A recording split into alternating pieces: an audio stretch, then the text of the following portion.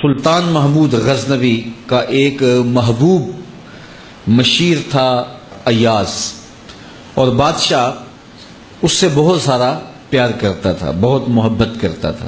باقی جو وزیر تھے، مشیر تھے، آیان سلطنت تھے، وہ حسد کرتے تھے کہ اس میں کون سی خوبی دیکھ لی بادشاہ نے کہ اس سے خاص طور پہ پیار کرتا ہے۔ تو گاہے گاہے ان کا حسد ان کی باتوں سے، ان کے رویوں سے، ان کے طرز زندگی سے اور ان کے عمل سے ظاہر ہوتا رہتا، اور بادشاہ اس کا ملاحظہ کرتا۔ اور کبھی کبھی جو ایاز ہے اس کی خوبیاں اور اس کے جو کمالات ہیں اس کو عیاں کرتا تاکہ ان کو پتہ چل جائے کہ یہ وہ خاص وصف ہے اس کے اندر جس کی وجہ سے میں اسے خاص محبت کا مقام دیتا ہوں۔ ایک دن بادشاہ نے بڑے دربار میں اپنی مٹھی میں موتی لیے، قیمتی موتی تالاب میں پھینک دیے، اور جتنے بھی وزیر تھے سب کو باری باری کہا کہ ان موتیوں کو نکال کے لاؤ اور دیکھو کہ تمہارا لباس نہیں بھیگنا چاہیے، تمہارے بدن پر پانی تک نہیں لگنا چاہیے۔ تو انہوں نے کہا کہ یہ کیسے ہوگا کہ تالاب کی تہہ سے موتی نکال کے لائیں اور کپڑے بھی بھیگے نہ ہوں، گیلے نہ ہوں، اور بدن بھی گیلا نہ ہو اور بدن بھیگے بھی نہ، تو یہ کیسے ہو سکتا ہے؟ پھر دوسرے کہا، اس نے بھی معذرت کی کہ یہ کیسے ہو سکتا ہے، شرط ہی آپ نے ایسے رکھ لی کہ موتی تہہ سے نکال کے لانے اور بدن بھی بھیگنے نہ پائے، لباس بھی گیلا نہ ہو، تو یہ کیسے ہو سکتا ہے؟ تیسرے کو، چوتھے کو، پانچویں کو، سب کو کہا، سب نے یہ کہا کہ یہ ممکن نہیں ہے۔ ایاز کو بلایا، کہا یہ موتی نکال کے لاؤ اور سنو تمہارا بدن بھی نہیں بھیگنا چاہیے، تمہارا لباس بھی گیلا نہیں ہونا چاہیے۔ اس نے فوراً چھلانگ لگائی، موتی نکالے، بادشاہ کے سامنے پیش کر دیے۔ بدن نچڑ رہا ہے اور لباس سے پانی کے قطرے ٹپک رہے ہیں۔ بادشاہ نے بڑے غصے سے کہا، ایاز میں نے کہا تھا موتی نکالو اور بدن بھی گیلا نہیں ہونا چاہیے، کپڑے بھی نہیں بھیگنے چاہیے، اور تمہارا لباس بھی بھیگ گیا، تمہارا بدن بھی جو ہے وہ پانی سے تر بتر ہو گیا۔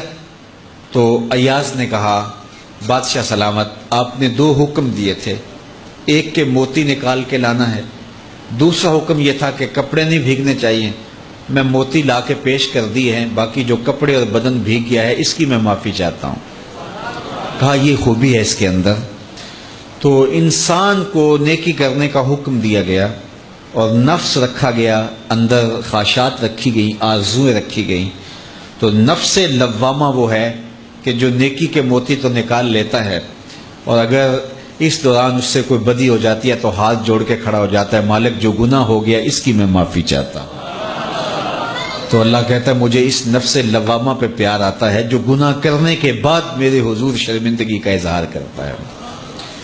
وہ کہتے ہیں کوئی بندہ صبح فجر کے وقت اٹھنے لگا نا تو کبھی بھی اس کی نماز قضا نہیں ہوئی تھی، شیطان نے آ کے اس کے اوپر تھپکیاں دینے شروع کر دیں اور اس کو سلا دیا حتیٰ کہ نماز کا وقت گزر گیا۔ ادھر سورج طلوع ہو گیا تو شیطان کا کام مکمل ہو گیا، وہ اٹھا تو دیکھا سورج چڑھ گیا ہے، تو اس نے جلدی جلدی وضو کیا، مصلی بچھایا، قضا نماز پڑھی اور بار بار روئے اور اللہ سے معافی مانگے کہ میرے مالک میری نماز چلی گئی، میں نے جیسے بھی قضا پڑھ لی تو قبول کر لے۔ تو اس قدر اس نے الہاؤ زاری کی، اس قدر درد سے رویا اس نماز کے قضا ہونے پر کہ اللہ کو اس بندے پہ اتنا رحم آیا، کہا کہ اس کے نامہ اعمال کے اندر کئی نمازیں لکھ دو۔ اس کا یہ درد، نماز کے چھوٹنے پہ اس کی یہ کیفیت۔ تو اگلا دن ہوا تو ابھی اذان ہی ہوئی تھی کہ شیطان آ گیا اور اس کو کہنے لگا جلدی جلدی اٹھ اور نماز پڑھ لے۔ تو بات یہ ہے کہ جو گناہ کرنے کے بعد ملامت پیدا ہوتی ہے وہ ملامت اللہ کو پسند ہے۔ نیکی کرنے کے بعد اگر عجب پیدا ہو جائے، تکبر پیدا ہو جائے، ریا پیدا ہو جائے، تو اس نیکی سے وہ گناہ اچھا ہوا کہ جس کے بعد ملامت پیدا ہو جائے، جس کے بعد شرمندگی پیدا ہو جائے اور انسان توبہ کی طرف چلا جائے اور اللہ کے حضور حاضر ہو جائے۔